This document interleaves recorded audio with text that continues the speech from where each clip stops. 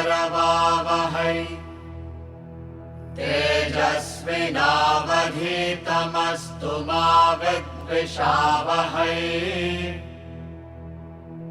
ॐ शान्ति शान्ति शान्तिः। Hari Om all and good evening. The topic for the day is reflection and contemplation, which will be in continuity of what we were discussing in the last class, which is art of reflection. A quick summary of what we covered in the last class. Ignorance in us manifests in three stages. First is the stage that I don't know. I have no clue of what the self is, what the knowledge is. I am in a very low state of awareness, even with reference to the theory aspect of it. So I don't know is countered by the process of Shravana. Shravana means listening. Listening to the master in the class, listening to the audio, and we can even include reading of the text, because reading has become an essential habit among students now. See, it is very interesting that in the good old days, when Vedic knowledge was traditionally taught,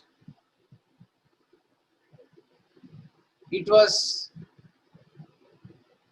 referred to as Shruti. Vedic knowledge is referred to as Shruti. There are two ways of understanding this term Shruti. Shruti means that which is heard. Okay.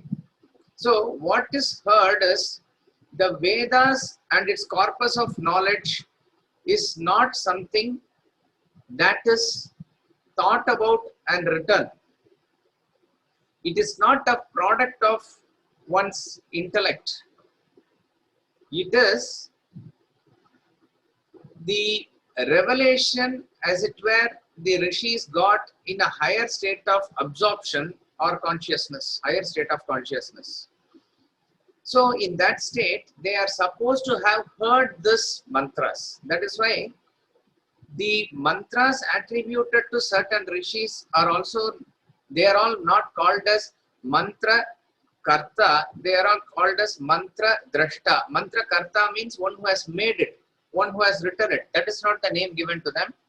It is mantra drashta, that means as though they saw it. How can anything be seen? That means it is perceived by them. That which is there already, it is revealed to them, so they are hearing a special thing. So this is the meaning of the word Shruti, and Vedas is a corpus of that knowledge.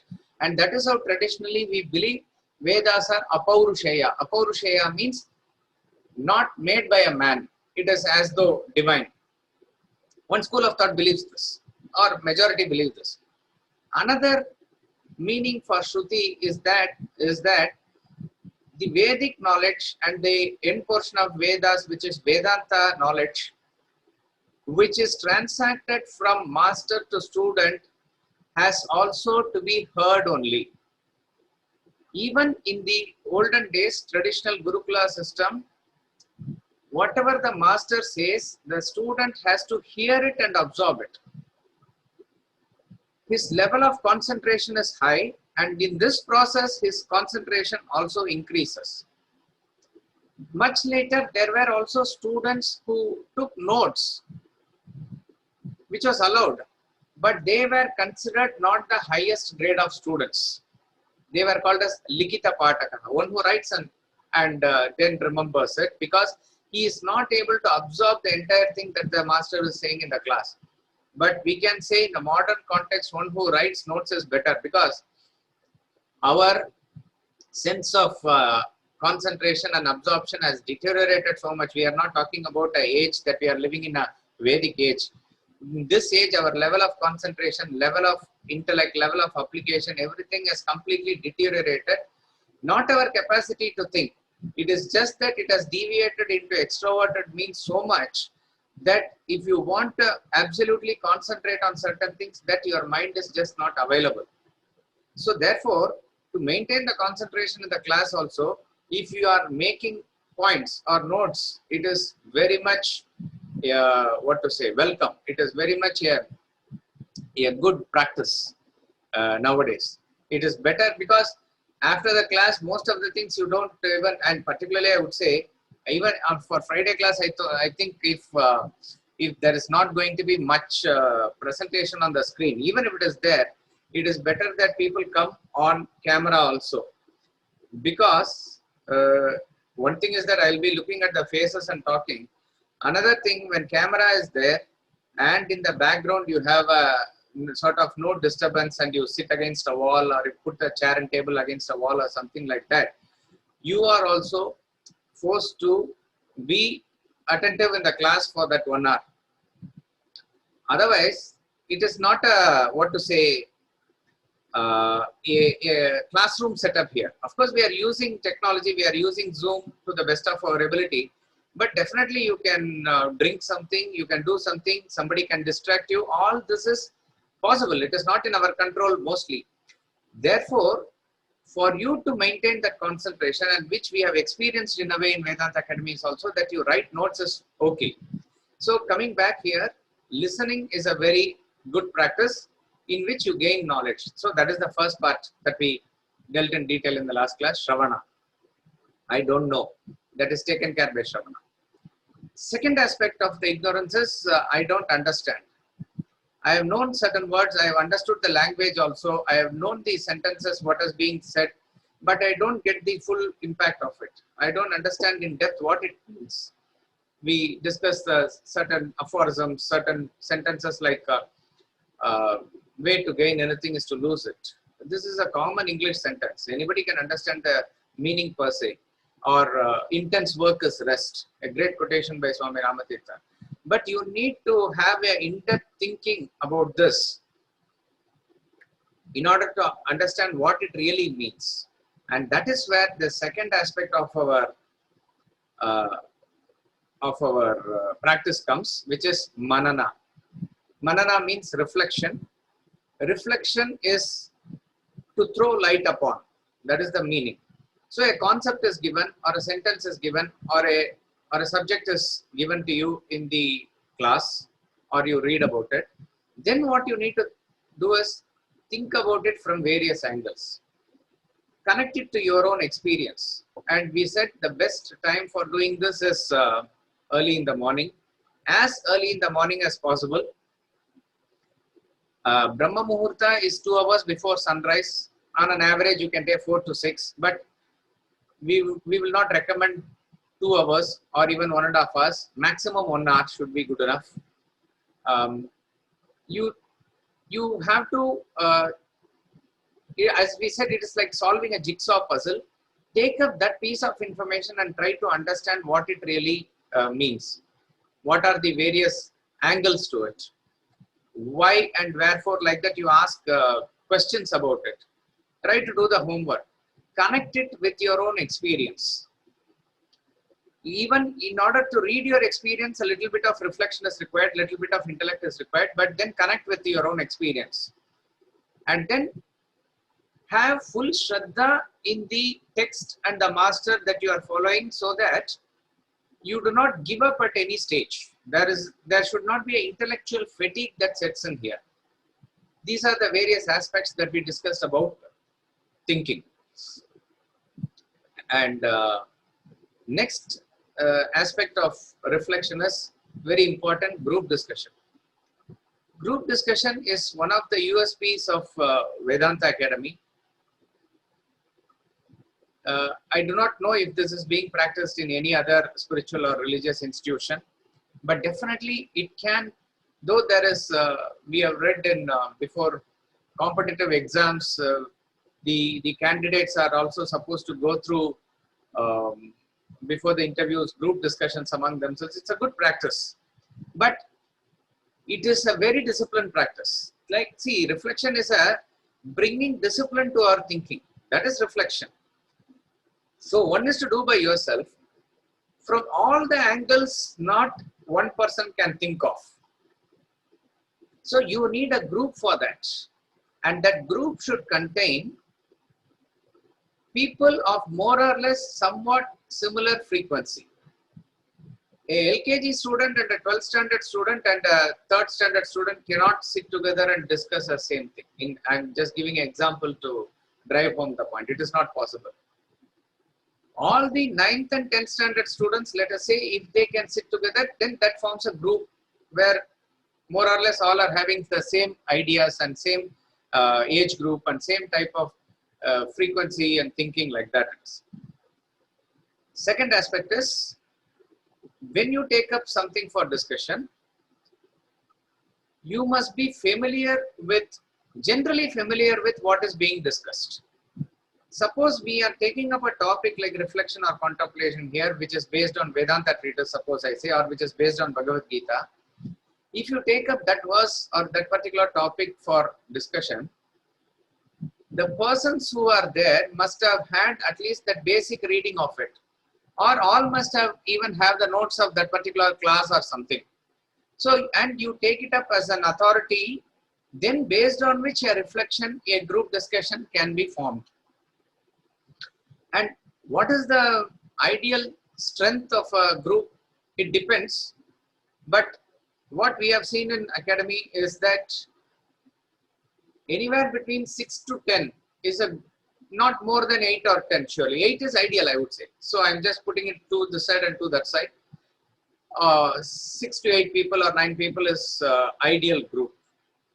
Again, here also the timing has to be fixed, not more than 1 hour. Because if we get into discussion, it can go for on and on and on also. Okay. But we are again saying that there has to be a discipline in thinking, because ultimately do not forget the picture, whole picture. The bigger picture is our aim in studying, reflection, contemplation, meditation, all those things is for us to get the truth revealed in us. So that is the purpose. So the whole idea is to bring that focus, bring that fixation, not to have a indulgence about, see, instead of having a adda somewhere else on some other subject, which is a very, very, what to say, a famous pastime all over India, particularly in Bengal also. Instead of that, let us discuss certain things in Vedanta, let us discuss certain things in philosophy, and that can also go on aimlessly and endlessly. That is not the case here. You are studying, you are reflecting, as I said, finally to get the full picture of what Vedanta says. So therefore, if that discipline has to be there, that discipline has to be brought into every aspect of our sadhana.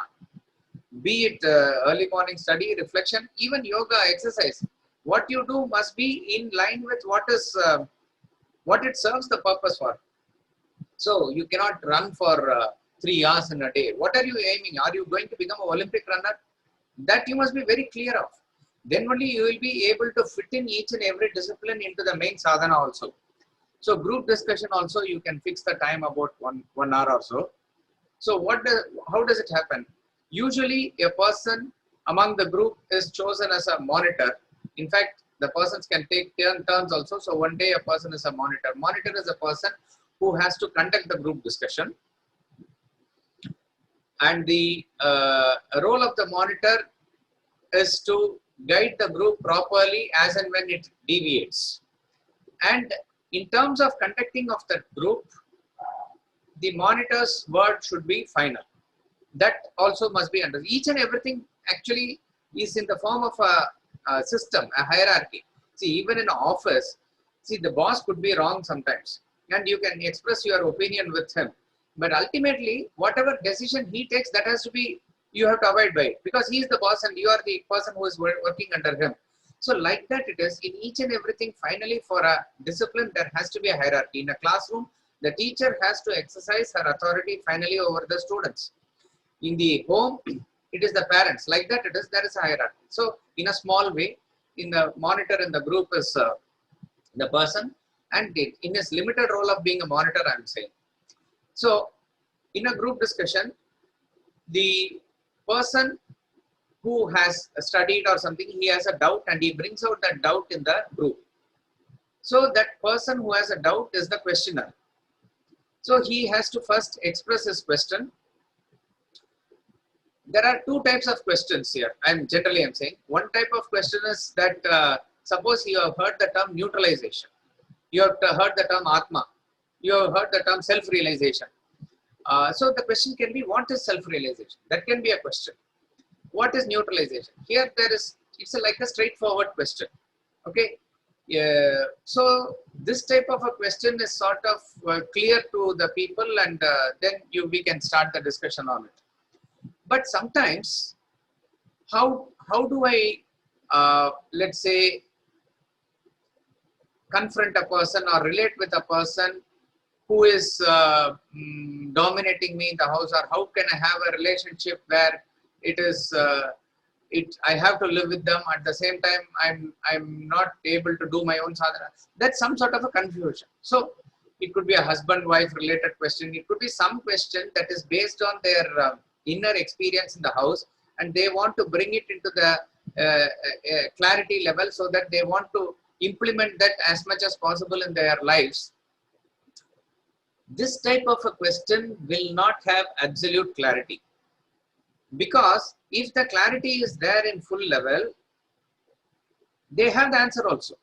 The fact that this question comes means they are not clear as to what is to be done. Therefore, you have to be charitable to the questioner, that to the extent possible that he is able to express himself, you have to allow it. The rest of the thing, you cannot keep on pinpointing or harping on the point. What do you mean by that? What is it? Why not so? Suppose if you are going to ask various things and he is going to not able to express himself fully, you have to understand that is the confusion that he has.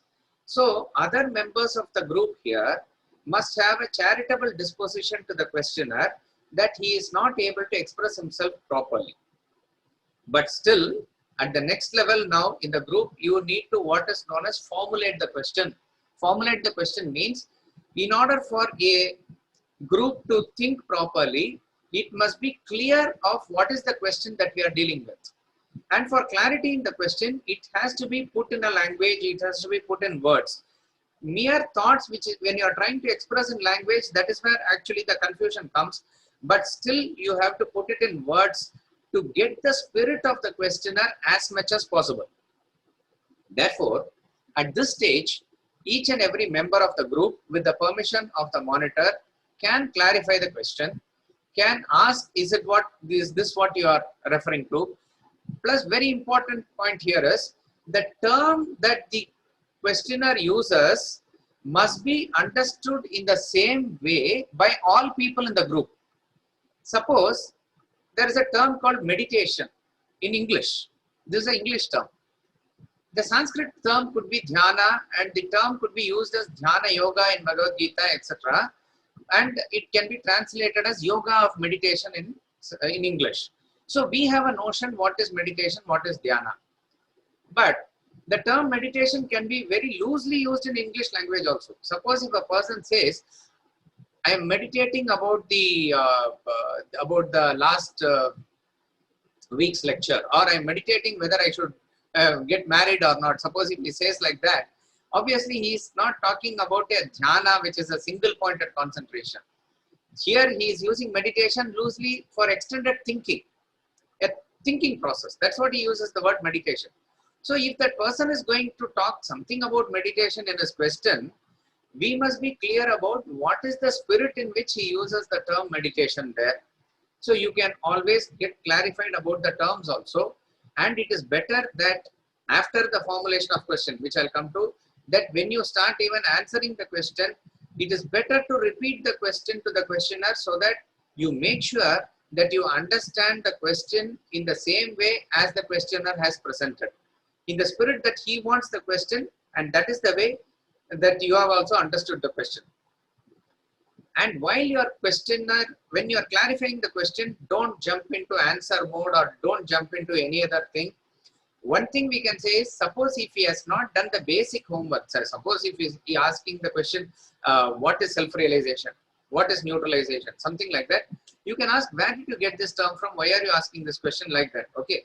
Suppose he said, I heard it somewhere. So no. You have to do certain basic homework, where what you have to read this portion, then come and ask this question. That is possible. That you can say. But if he has done the basic homework and come to it, then you have to understand it and not give the answer while you are still in the process of formulating the question.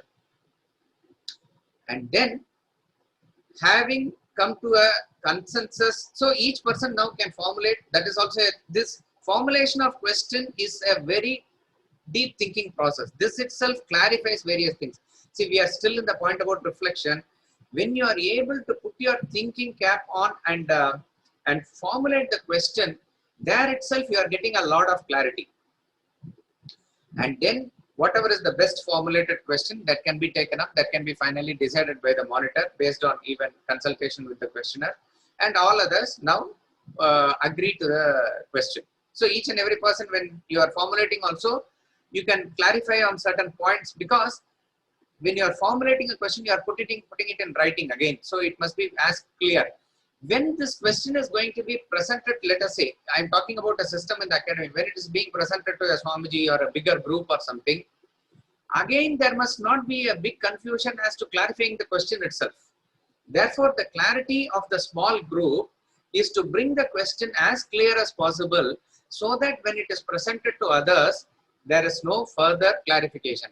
Suppose any basic one thing or the other, if the thing they want to ask, they can ask, but otherwise, by and large, the question is clear, the background of the question is clear, the intent and spirit of the questioner is clear, and then the formulation happens. If this is done, on an average, I am saying, because certain questions can go up to clarifying itself, and it may take up to 20 minutes to half an hour, which takes a good chunk of time. But again, have a discipline that within 10 to 15 minutes maximum, you have to sort of finish this process. As I said, the total time duration, you can keep us 60 to 75 minutes, 1 hour to 1 hour 15 minutes. This is the maximum time, of which 20% of the time we are allocating just to get the question clear. Again, I'm saying on a general basis. Certain question, it can go a little deeper also, it's fine. And then what happens, once the question is formulated, each and every member of the group is given time to think about the answer. Because, see, there could be certain people who have already known this or already thought about this. There are already some people who are now only thinking about it.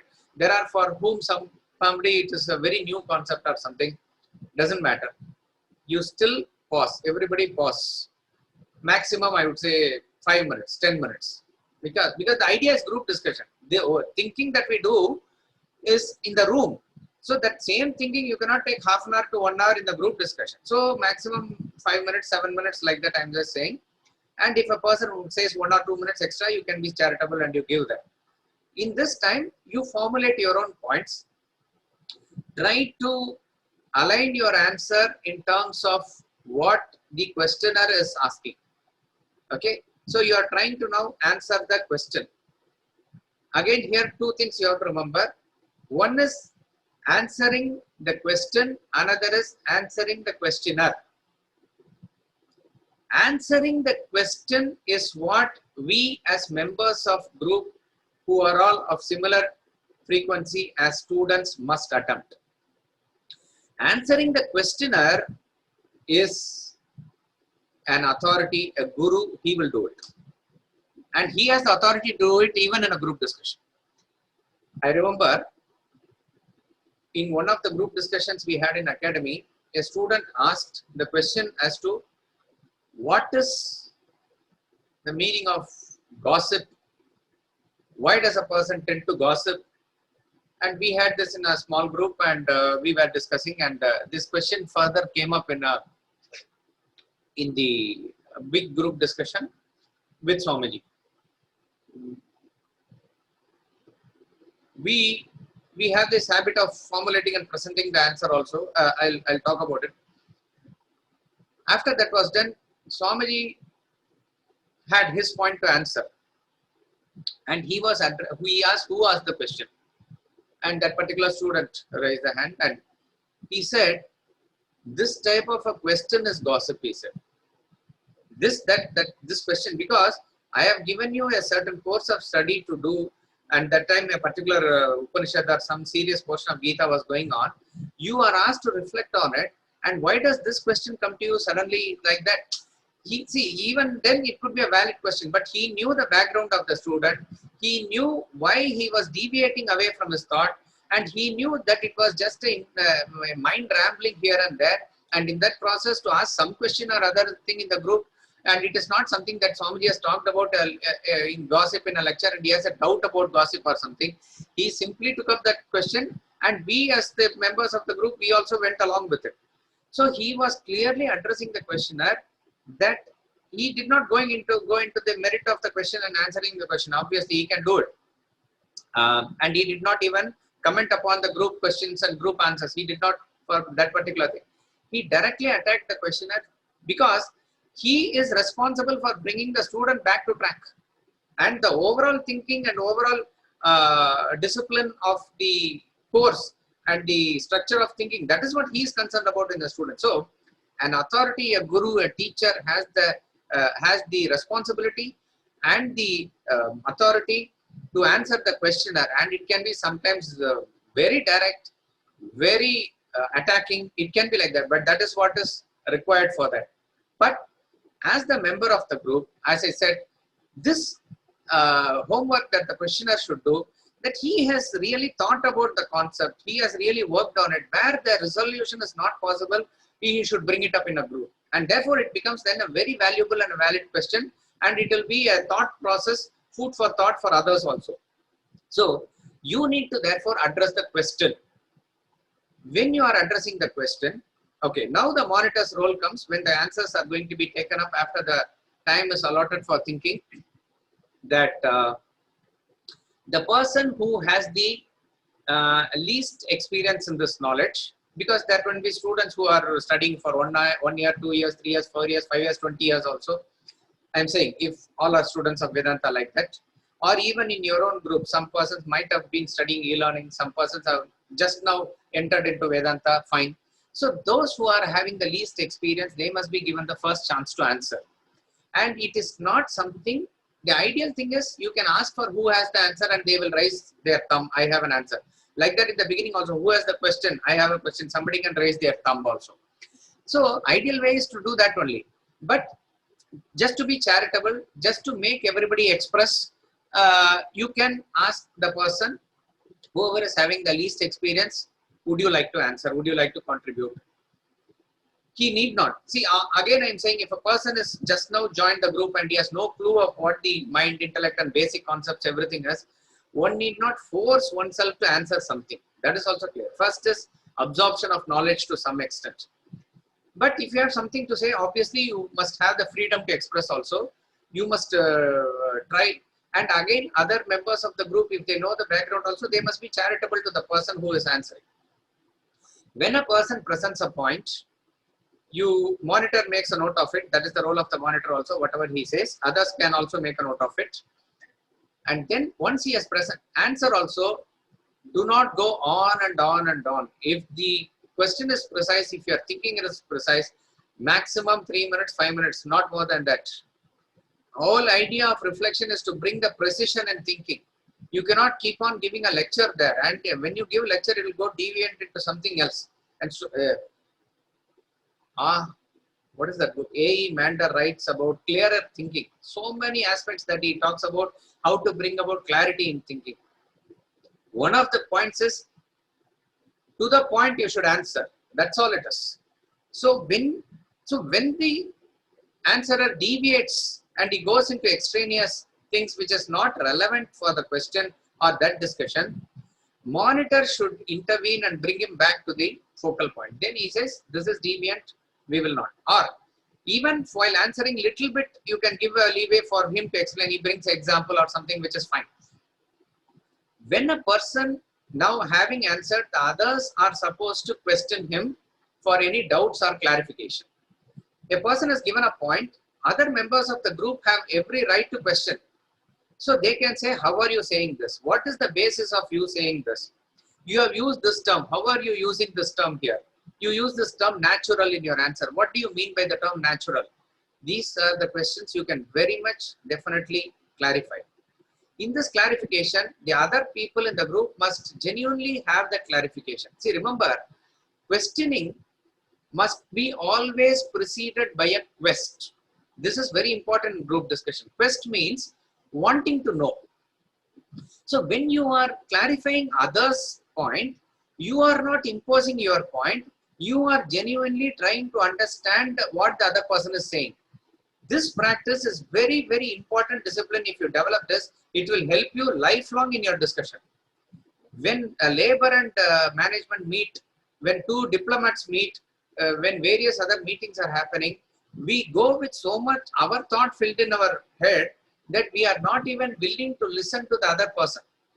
So you have to, the questioner humbles himself and asks the question. All of us are having time to think and answer.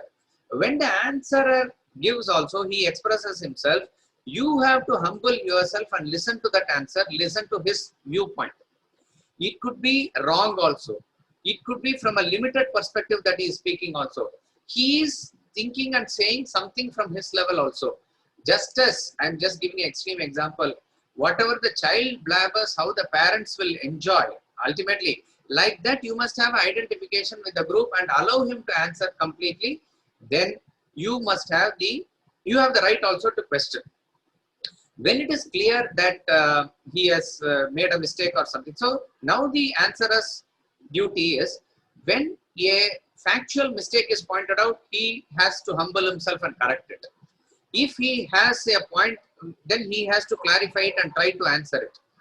He can say, I do not know, maybe this is what I thought, maybe I'll come back, maybe I need some more thinking on it. Then you have to leave it at that. Okay, so there is no point arguing and debating, holding on to your point and he holding on to his point. Beyond a point, it should not happen. That is where monitor should come in, that it is going back and forth on the same point, we will stop it here. Then he goes on to the next answerer, who is next in the hierarchy. He can say, here one of the disciplines is, if the earlier answer has been given and you are also having the same point, then you need not go again and explain it in full. You can say, as it was covered, this is my point also. Additionally, if I want to say certain points, I can say. Or apart from that, in this angle, I want to say, that you can say. Or if I say, I want to bring this example to make it more clear, you can say. Or this point, I want to make it more clarified, that you can say. So you are again humbling yourself, not wanting to express yourself fully where the point is already covered. This is another important exercise that I know I want to express it. This is always there. Before a questioner finishes, I have the answer, I want to express it. This is the tendency of all of us. So, but if that point is covered, you can say it is already covered like that. And then you also can put forward your point. The same discipline is there. Others are given a chance to clarify and you have to hold on to what you say and you have to defend it like that it is. Like that, each and every person gets a chance. And finally, if this discipline is done within, let us say, 45 minutes, 15 minutes we said in general for question to be formulated and everybody has a time to think. Then 45 minutes you are there for, this is the actual discussion. This is the crux of group discussion. And then last 15 minutes, you allocate in general, not necessarily if certain topics, questions and arguments and debates go a little forth, that is the purpose of discussion. So you need not force yourself, but if there is a consensus arrived at, you must try and formulate the group answer.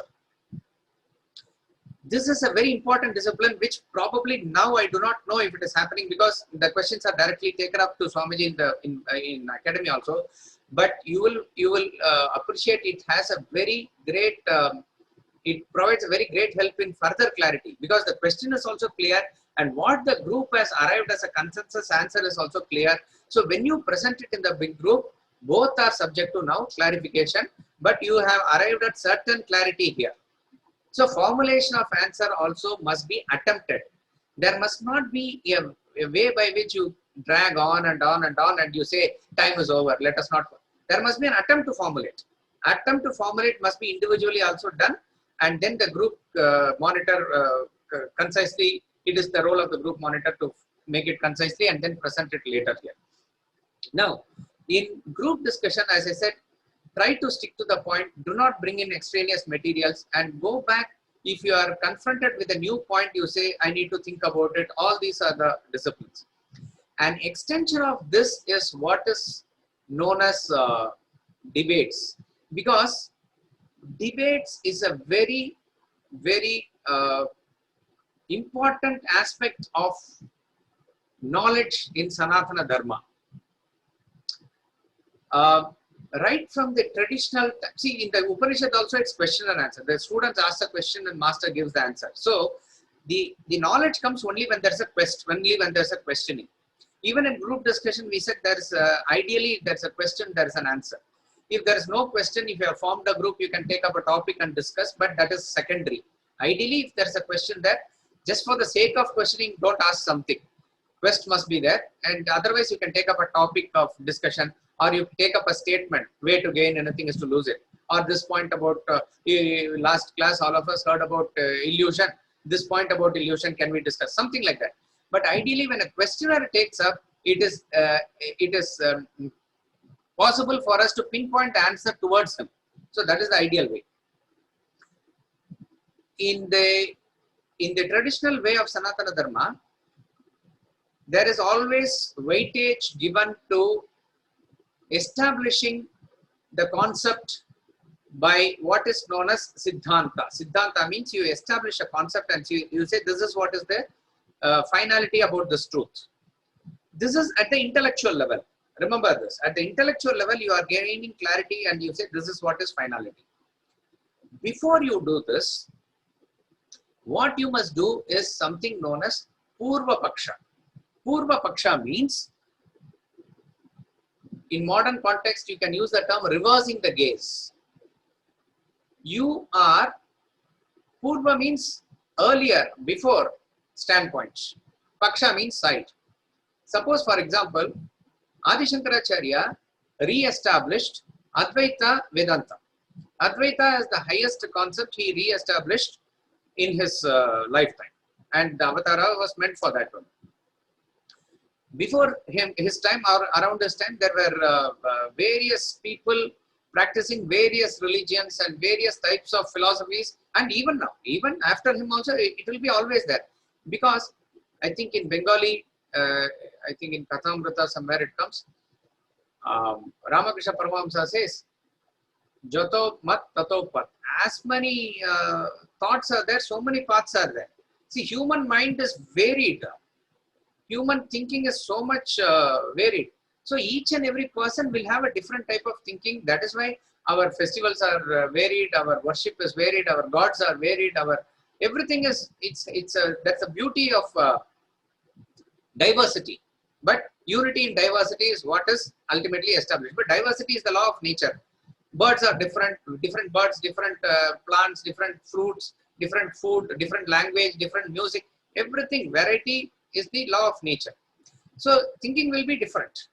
So various people, various religions were there. But if you want to ultimately establish the truth you have understood and you want to establish it, you have to understand your opponent's view from his standpoint. That is called as Purva Paksha. So suppose he was having an argument with Mandana Mishra. Mandana Mishra was a very strong Mimamsaka. Mimamsaka are those who firmly believe in Vedas, but only up to the Karma Kanda portion of it. And Adi Shankaracharya's role is to establish Advaita Vedanta, which is the Vedanta aspect of it. So he humbly requests him for debate. And in the debate, both are authority on Vedas, both are knowing what the Vedas are saying. So they are on equal terms. And then Adi Shankaracharya, when he writes his commentary or when he goes for the debate also, he knows what the opponents are saying. And the opponents are also knowing what he is saying. Then there is a very healthy debate. And in this healthy debate, what is the purpose? That you must never forget. It is not like our TV debates where each one is shouting on their own and ultimately you can say, I agree to disagree or something like that. It is not, that is not the purpose of the debate. The purpose of the debate is to understand the truth. The purpose of because Mandana Mishra, who firmly believed in the Vedic aspect and as a Mimamsaka, he firmly believed out of his conviction that is the truth. So he was firmly rooted in it. So even today, when a person is talking about atheism, theism, we can all have debate and other thing, but the debate must be with a person who has done research about it and is having a firm conviction about what atheism is. And also this side, a person who has a firm conviction based on his research what theism is. Not this frivolous debates based on some hearsay somewhere. Purva Paksha is to make sure that you understand the opponent from opponent's point of view, and then you have a counter answer for that.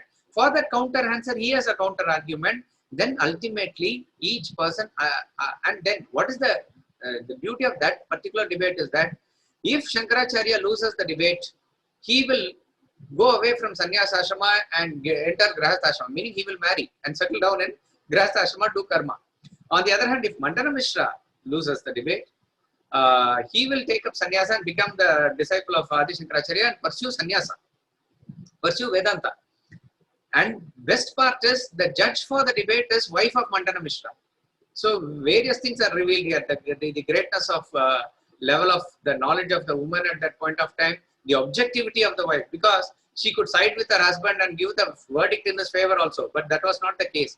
So various things get revealed in this beautiful point, but we have deviated again. The point is, you must have that quest for truth, and that is where the Purva Paksha comes in.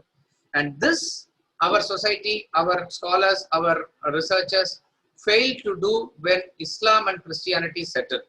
Vishishta Advaita, Buddhism, Jainism, Advaita Vedanta, so many schools of thought, so many literature, so many debates have had taken over thousands of years. That is why we are rich with so many texts, so many commentaries, so many.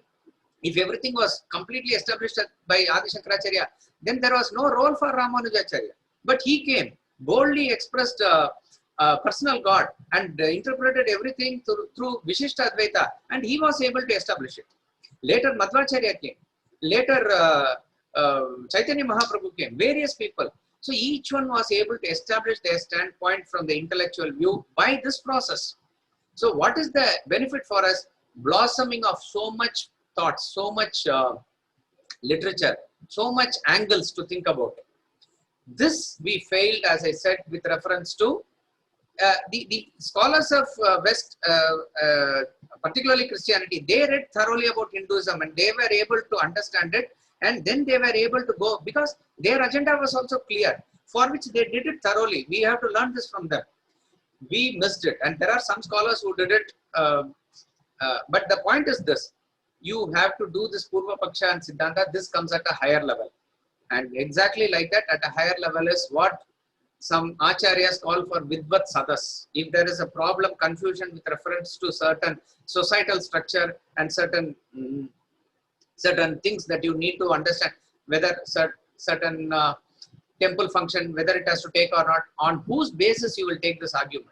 The Acharya brings the stakeholders there, and then there is a discussion among them where he monitors.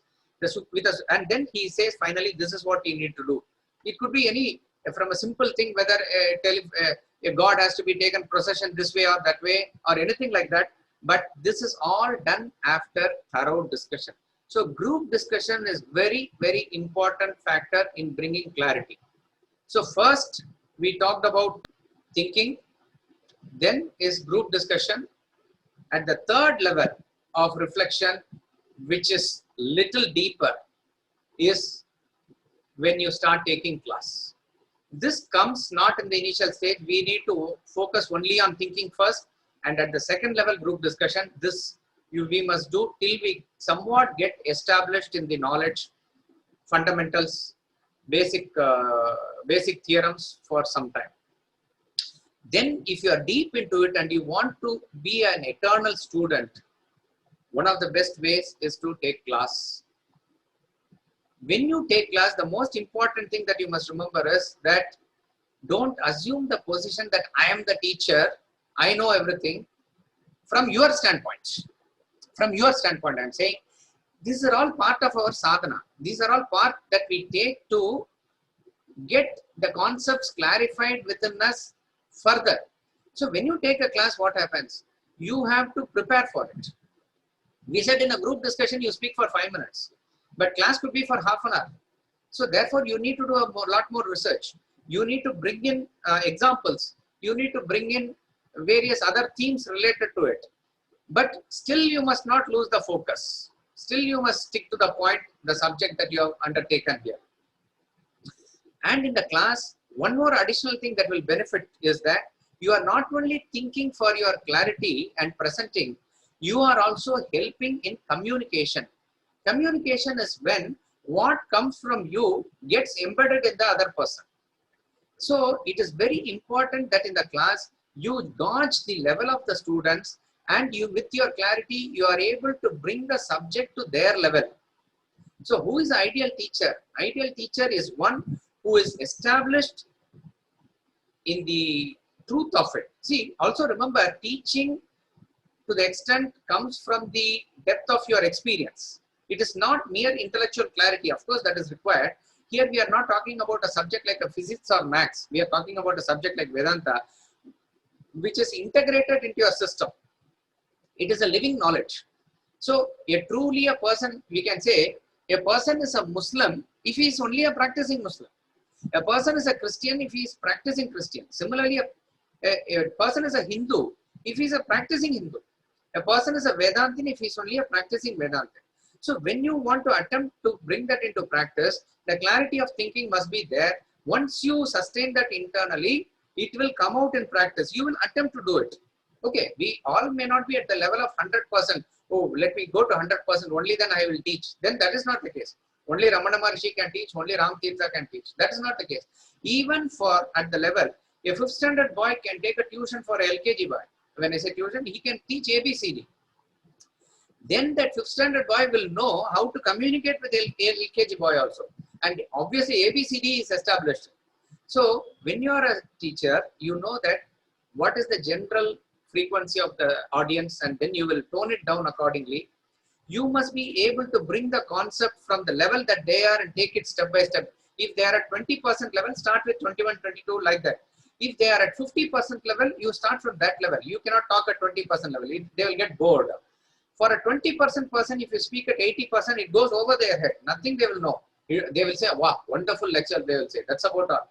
But what is the benefit out of it? What is the effect out of it? Nothing. So you have to have gauge the mood of the audience, frequency of the audience, at the same time not compromise on what you intend to convey.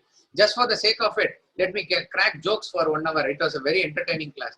What is the ultimate takeaway for them? Nothing. So many jokes that they had. That is not the purpose. So taking class is very important because you will prepare for the class. That will be more clear. And then you will also develop this art of communication. That is going to help you in various ways. This is at the 3rd level. And remember, you will teach something best which you are interested in learning. A music teacher will teach music best when he or she is interested in learning music further. Sadhana for music should go further. Like that it is. So if you want to really understand Vedanta, ultimate, see, and you need not say who I will teach and then keep on gathering students for you. Automatically, when you come to a certain level, a sugar will not be left free by the ants. You will be sought after. You will be asked. And that time, based on your mentor, based on your guru or whoever it is, you can always take guidance and then start taking. It could be a children class. It could be anything like that. But always keep that eternal student alive in you. This is class. And lastly, which is very important in reflection, is writing. Even as we teach, when I say certain concept, my body language, my language and various things, I can take back my words and try to say various things, I can put it across to convey. But when it is writing, it has to be extremely precise.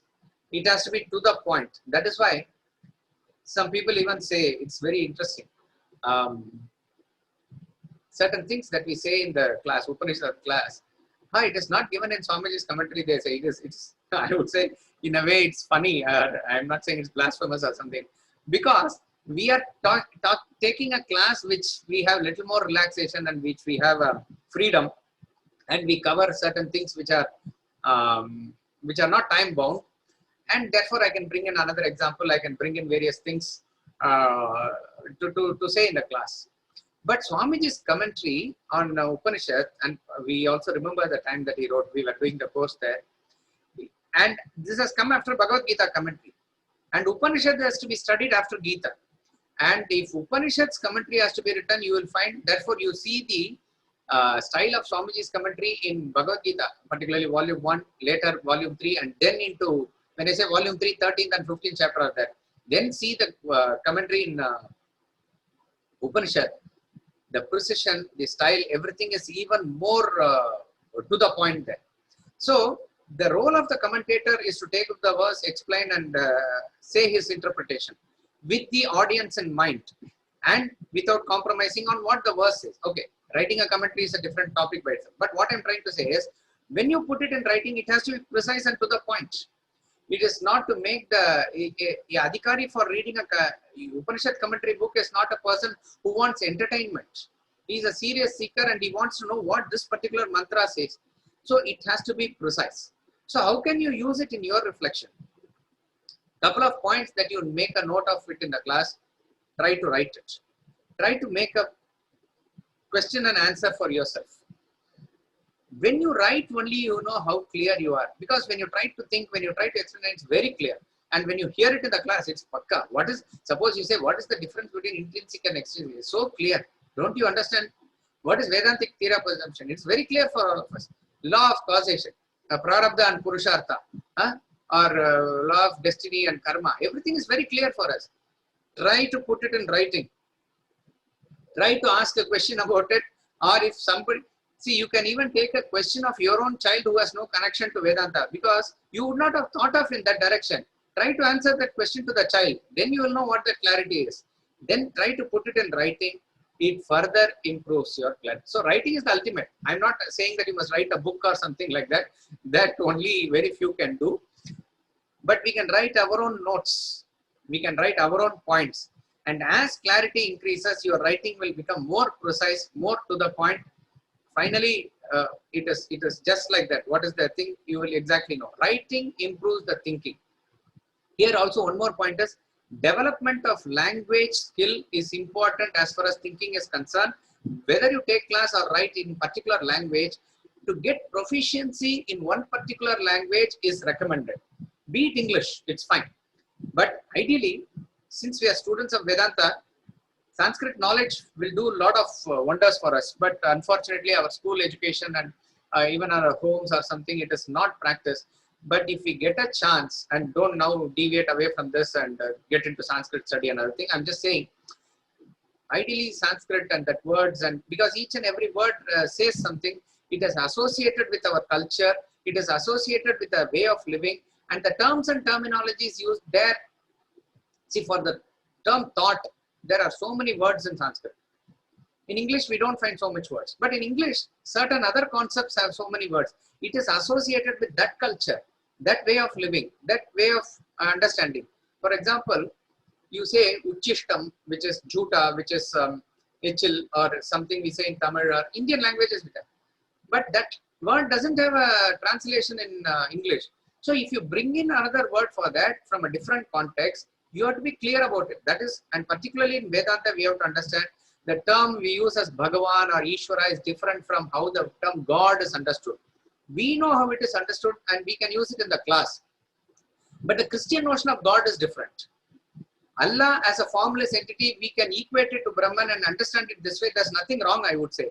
But how Allah is understood by a Muslim and in the term of how it is used in Arabic, that must be understood. So therefore, the language plays a very important role in your thinking. It is better to go into the depth of at least one language and try to understand the terms, for which you have to read the great literature that is there in that particular language. Fortunately for us, in all Indian languages, it is there. Sanskrit, Tamil, Telugu, Marathi, all are there.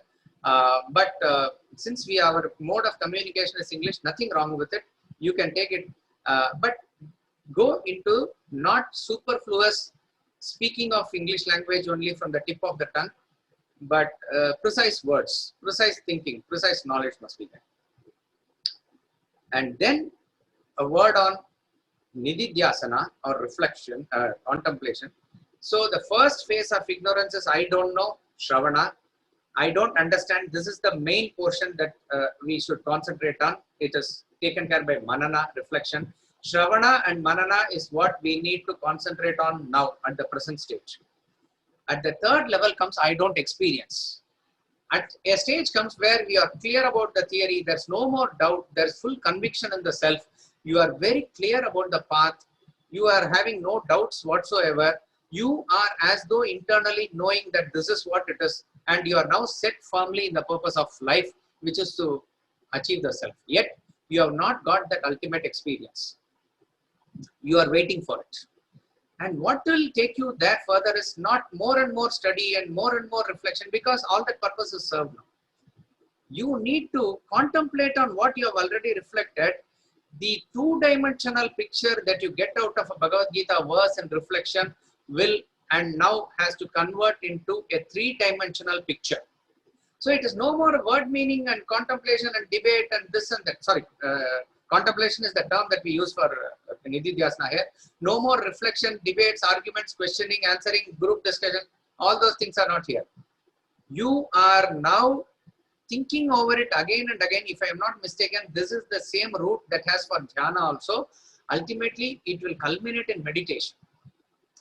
It is through the process of meditation that we are going to ultimately experience the self. Again, experience is the term that we use, but the transformation of our personality, ultimately to have that anubhava, to have that anubhuti, whatever term you want to use for that ultimate self-realization, that has to, so here is a process where there's a fine line, that's not really a fine line.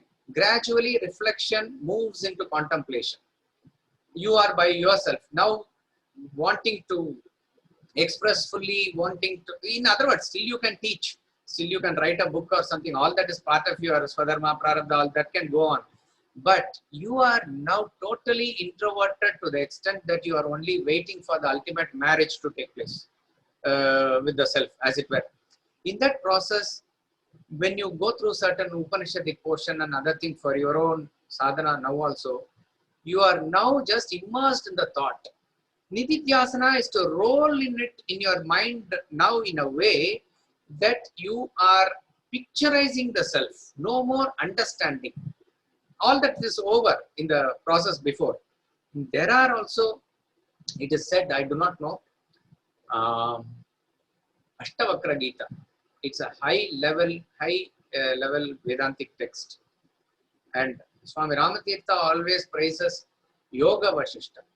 Yoga Vashishta is the conversation between Vasishta and Lord Rama.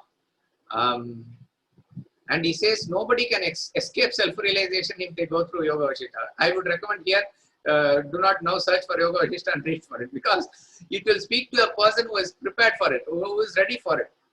For us, Upanishad commentary of it, Bhagavad Gita commentary of it, Vedanta treatise, fall of human intellect, governing business relationship, holocaust of attachment. These are the things that are going to take us through. But when it comes to that level, that book will vibrate in your hands. That is what. So once you read, it is not that I have to finish Yoga Vashishta now. I have to finish Ashtavakra Gita. You will read through it and you will sort of close the book and you are immersed in the thought. Like that it is.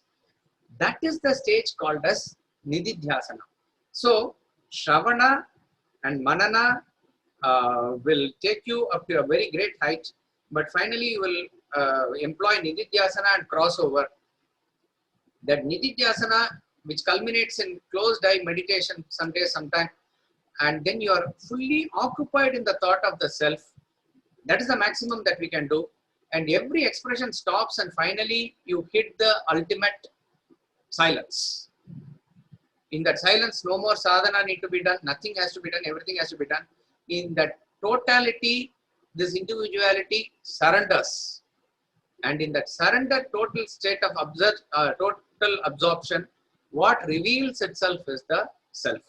So through the process of Shravana, Manana and Nididhyasana, which is ultimately by the grace of our Guru, that we shall cross the stages of ignorance. Thank you very much.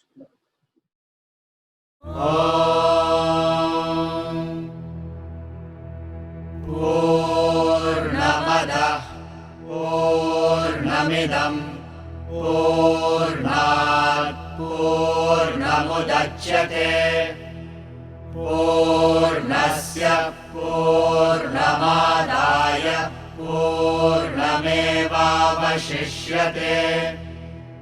Om Shanti Shanti Shanti.